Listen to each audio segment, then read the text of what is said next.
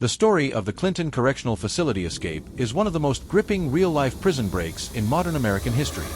In June 2015, two convicted murderers, Richard Matt and Davidsweat, pulled off a daring escape from one of New York's toughest maximum security prisons. Their flight through upstate wilderness would trigger a massive manhunt that captivated the nation for weeks. But before we get to the chase, we must begin where it all started, behind the gray stone walls of Clinton Correctional in Dannemora, New York. Clinton Correctional, nicknamed Little Siberia for its location near the Canadian border, had a long reputation as one of the harshest prisons in the state. It was built in the 1800s, with imposing stone walls, guard towers, and a cold climate that mirrored the isolation felt by the inmates inside. Housing over 3,000 prisoners, Clinton was home to some of the most violent offenders in New York's system. Within its walls, strict routines governed daily life, roll calls, work shifts, and constant surveillance. Yet, like many prisons, relationships formed between staff and inmates, and cracks began to appear in the system's supposed impenetrability. Richard Matt was a man who knew how to exploit cracks. Born in 1966, he grew up troubled and often in trouble. By the time he reached adulthood, Matt had racked up a criminal record filled with assaults, thefts, and eventually murder. He was charismatic but manipulative, with a talent for charming those around him. In 1997, he kidnapped, tortured, and killed his former boss, dismembering the body and fleeing to Mexico, where he murdered again. Caught and extradited, he was sentenced to a lengthy prison term in New York. Despite his violent past, inside Clinton he gained a reputation as a skilled artist, painting portraits of celebrities and even prison staff. This talent, along with his charm, made him a favorite among guards and employees, a dangerous combination for someone always looking for an angle. Davidsweat, younger and quieter, was a very different personality but equally dangerous. In 2002, Sweat and an accomplice killed a sheriff's deputy, dragging the officer's body into the woods to hide it. At just 22 years old, Sweat was sentenced to life without parole. Unlike Matt, who thrived on manipulation and bravado, Sweat was more reserved, keeping to himself and studying his environment.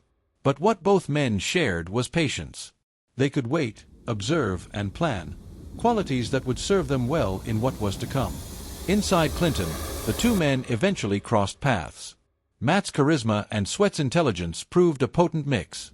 Together, they became unlikely partners, with Matt acting as the talker and Sweat as the planner. Around them, daily prison life carried on. Inmates filed into the mess hall, guards paced the halls, and workshops buzzed with labor. Yet beneath the surface, these two men were quietly laying the groundwork for one of the boldest escapes in New York's history. The key to their escape wasn't brute force, but psychology, and an employee named Joyce Mitchell. Known as Tilly by her co-workers, Mitchell was a civilian prison worker in the tailor shop. Middle-aged, married, and by many accounts lonely, she became close to the inmates she supervised. Matt, with his charm and artistic flattery, wooed her with compliments and gifts of drawings. Sweat, more reserved, also built trust with her. Before long, boundaries blurred. Mitchell smuggled in items for them, including tools, and entered into a secret emotional entanglement that would fuel their daring plot. For months, the inmates studied their surroundings. Clinton's age meant it was full of maintenance tunnels, steam pipes, and outdated structures. If one could gain access, it might just be possible to carve a way out. Sweat's meticulous nature made him the brains of the operation. He drew maps, studied guard patterns, and noted the weaknesses in the facility. Matt, meanwhile, maintained control over Mitchell, persuading her to bring in hacksaw blades, drill bits, and lights hidden inside frozen hamburger meat.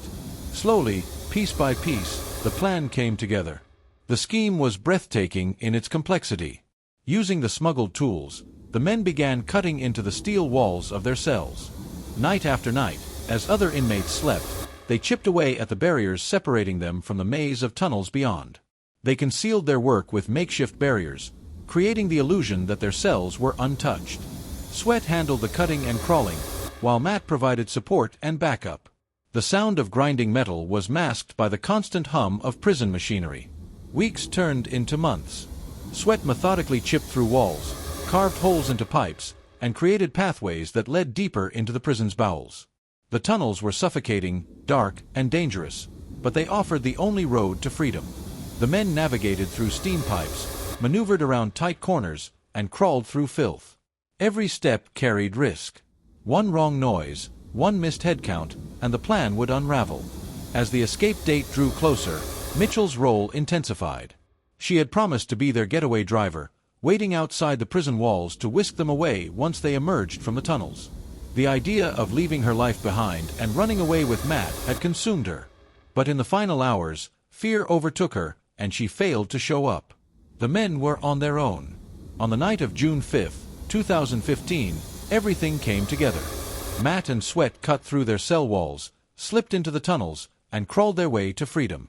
Hours later, they emerged through a manhole cover outside the prison walls, greeted by the cool night air of upstate New York.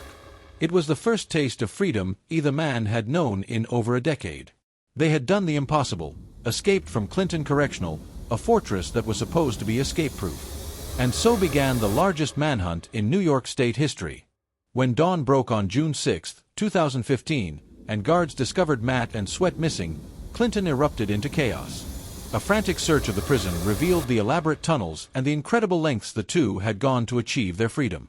News spread quickly. 2 convicted murderers were loose in upstate New York. Within hours, the prison town of Dannemora was swarmed by law enforcement. The governor, Andrew Cuomo, visited the escape route himself, marveling at the sophistication of the breakout. He admitted it looked like something out of a movie. The hunt was on. Fear swept through the region. Schools closed, residents locked their doors, and police checkpoints sprang up on highways. Local farmers armed themselves, worried that the fugitives might seek refuge in barns or homes. The Adirondack Mountains provided endless hiding spots, dense forests, abandoned cabins, and rough terrain that made tracking nearly impossible. Yet, the fugitives were not ghosts. They needed food, water, and shelter, and every move risked exposure. For the first week, the search area spanned dozens of miles. Hundreds of officers combed through woods with rifles and bloodhounds, while helicopters buzzed overhead. Every day brought new rumors, sightings of men in prison uniforms, footprints in mud, break-ins at cabins. Each tip was investigated, and each dead end stretched the nerves of both police and the public. Meanwhile, Matt and Sweat were struggling. The wilderness was harsher than they anticipated. Without their planned getaway car or outside help, they survived by stealing supplies, canned food, alcohol, maps, and even firearms, from hunting cabins. But every theft left clues behind. DNA samples, fingerprints, and witness accounts slowly narrowed the search. The fugitives grew more desperate. Matt, known for his drinking, began consuming stolen alcohol, clouding his judgment. After nearly 3 weeks on the run, investigators closed in. On June 26, officers near Malone, New York, responded to reports of gunfire. They found RichardMatt in the woods. When he refused to surrender and raised a shotgun, police shot and killed him. The charismatic manipulator who had charmed his way through life met a violent end just 30 miles from the Canadian border. The manhunt was down to 1. 2 days later, on June 28, officers spotted davidsweat in a field near the town of Constable. Exhausted, filthy, and just a few miles from Canada, Sweat tried to run. Officers gave chase, and after a brief pursuit, he was shot and captured alive. Badly injured but conscious, he was rushed to a hospital under tight security. His capture ended the 23-day ordeal. In total, the manhunt involved over 1,500 officers, cost New York State nearly $23 million, and transfixed the nation. The escape had embarrassed the prison system and exposed weaknesses in security. Investigations revealed Joyce Mitchell's role, along with the failures of guards who had smuggled tools and overlooked warning signs. Mitchell was sentenced to prison, her once ordinary life shattered by her involvement with the inmates she had helped. The legacy of the Clinton escape is complex. On one hand, it demonstrated the ingenuity and determination of 2 desperate men willing to risk everything for freedom. On the other, it highlighted the vulnerabilities of a system meant to contain society's most dangerous criminals. For weeks, the escape dominated headlines, inspired documentaries, and left lasting scars on the community of Dannemora. Even today, the story remains one of the most talked about prison breaks in American history. It combined everything: dangerous criminals, a flawed system, a manipulated employee, and a manhunt worthy of Hollywood. But unlike fiction, this story was all too real. The Clinton Correctional Facility escape of 2015 proved that even the most secure prisons are not immune to human cunning, manipulation, and desperation.